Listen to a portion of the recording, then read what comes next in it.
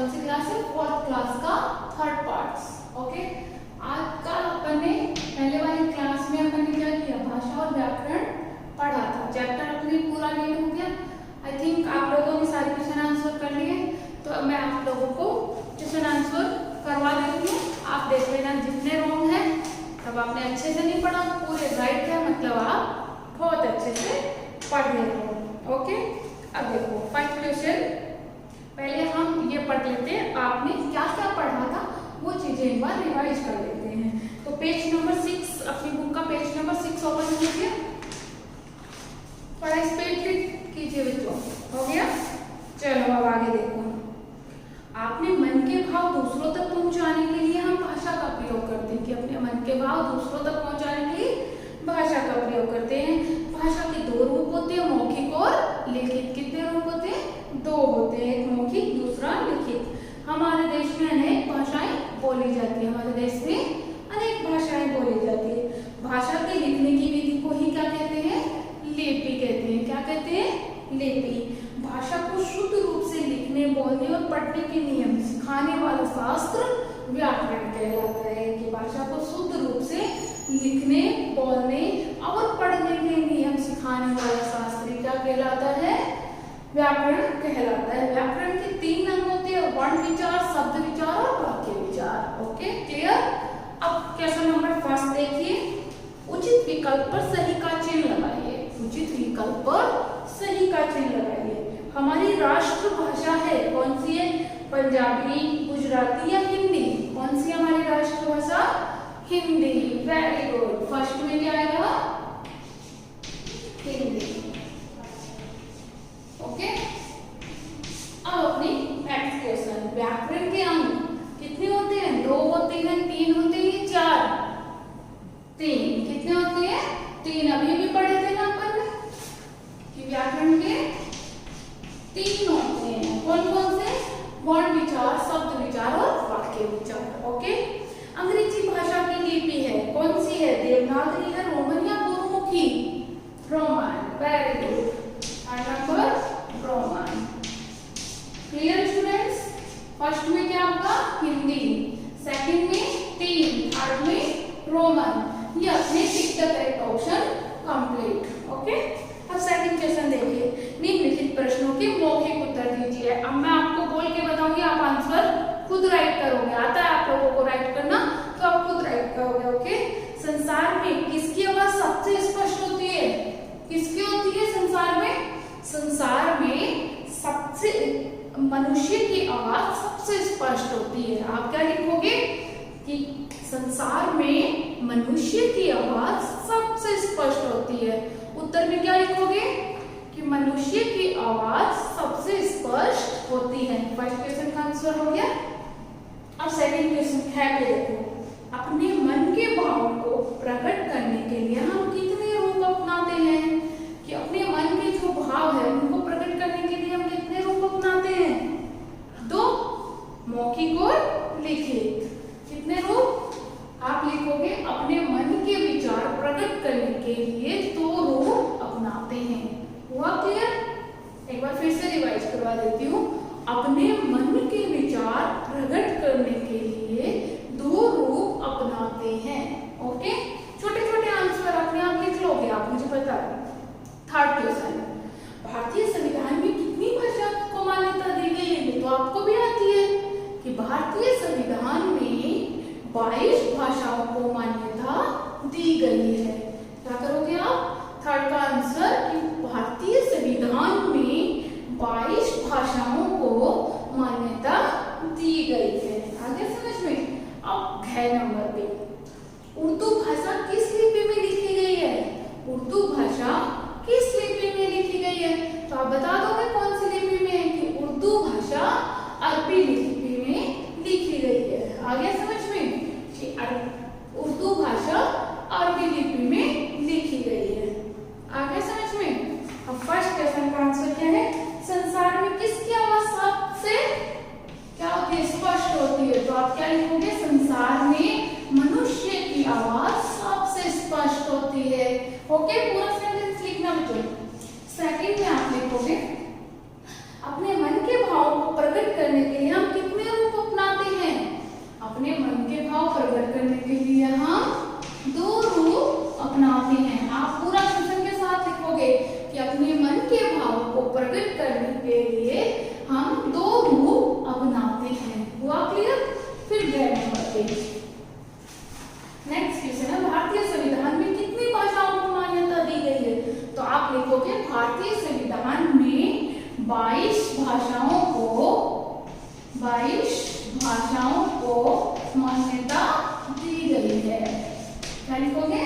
भारतीय संविधान में 22 भाषाओं को मान्यता दी गई है। हो गया? अब उर्दू भाषा किस लिपि में लिखी गई है? तो आप क्या लिखोगे? उर्दू भाषा रोमन लिपि में लिखी गई है। आगे समझ में? सॉरी उर्दू भाषा अरबी में लिखी गई है। ओके, अरबी लिपि में लिखी गई है। वो अंग्रेजी थी बेटा रोमन में, तो वो गलती से हो गया। ओके, अब अपना थर्ड नंबर क्वेश्चन, रिक्त स्थान भरिए।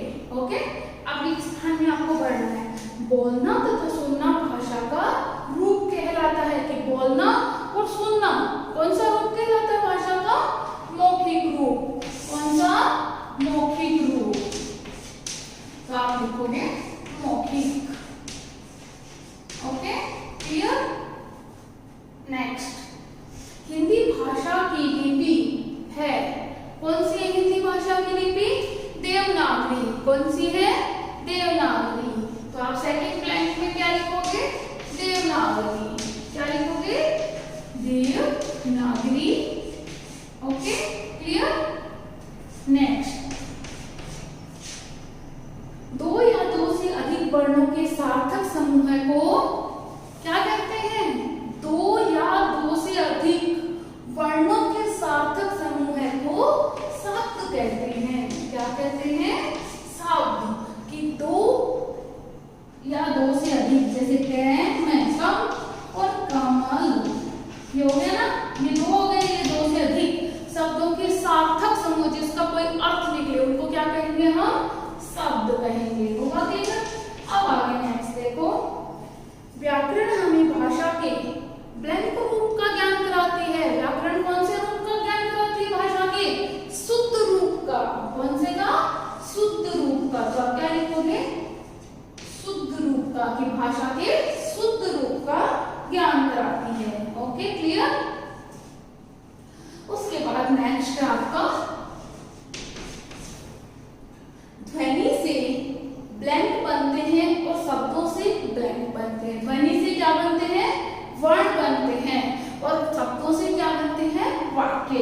तो पहले ब्लैंक में लिखोगे आप वर्ण और सेकंड में लिखोगे आप वाक्य। आया समझ में?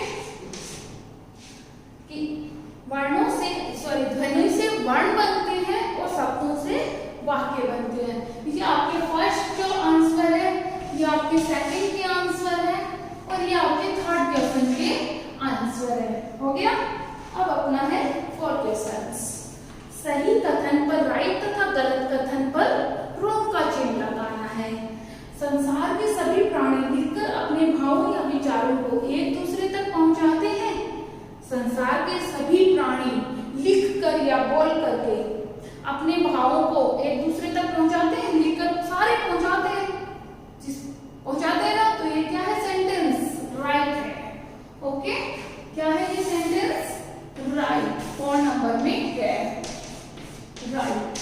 ओके, सेकंड क्वेश्चन, मौखिक भाषा में अपने विचारों को लिखकर व्यक्त किया जाता है। मौखिक भाषा में अपने विचारों को नहीं, मौखिक तो बोला जाता है, सुना जाता है। तो सेकंड में क्या हुआ? Wrong. Okay, clear? Third number, भारतीय संविधान में 22 भाषाओं को मान्यता मिली है ना? पहले पढ़ा है अपन ने। तो कितनी भाषाओं को मिली है? 22 को।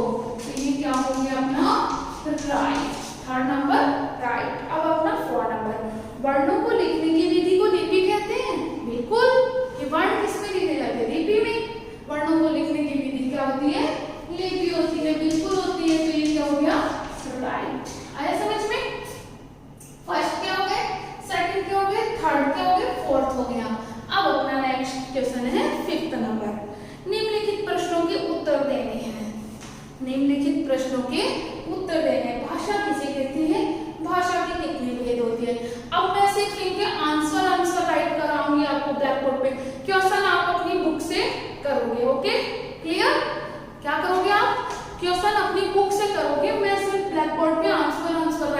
बताऊंगी। एक बार इन सबको वापस से देख लीजिए क्वेश्चन।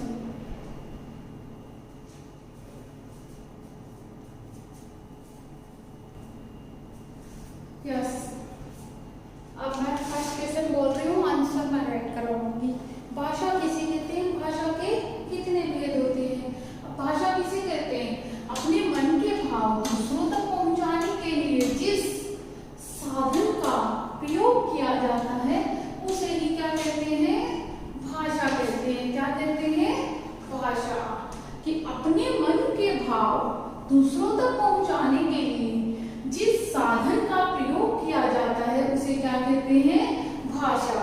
अब इसका सेकंड क्वेश्चन पूछे थे, भाषा के कितने भेद होते हैं? तो हमने नीचे लिख दिया, भाषा के दो भेद होते हैं। कितने होते हैं?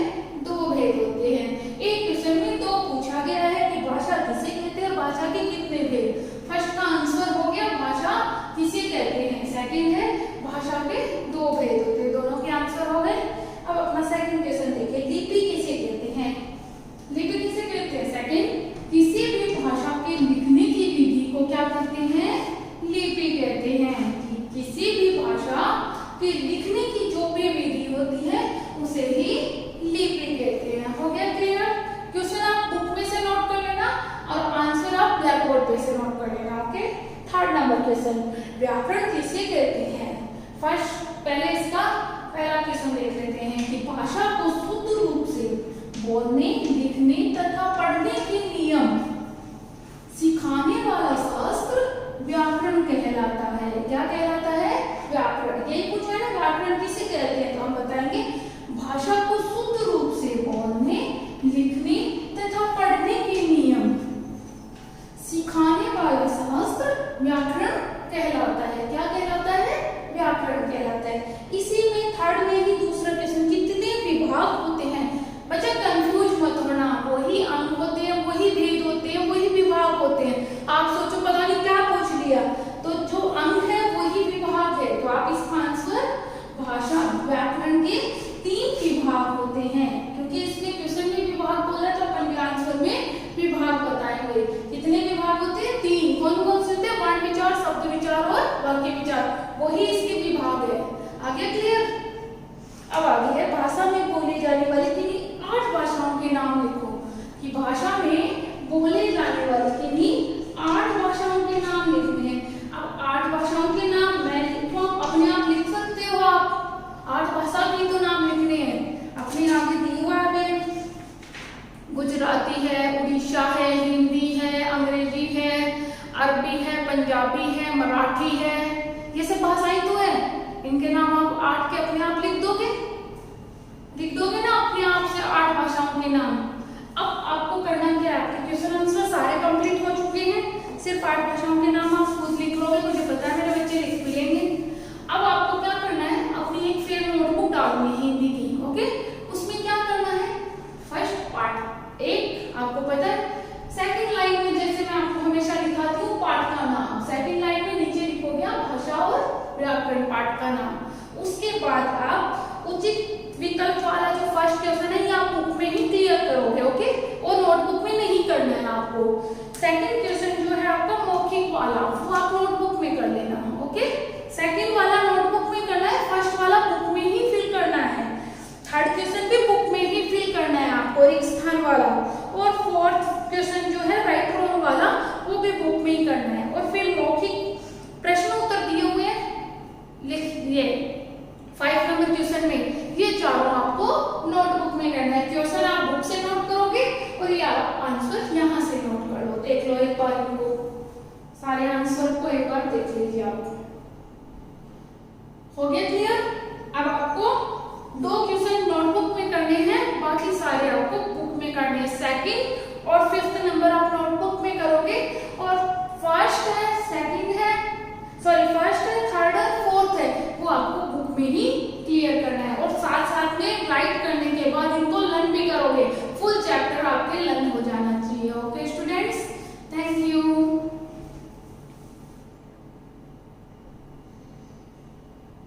For more updates, search on YouTube RP Dular Shikshan Sansthan. Please subscribe the channel and press bell icon.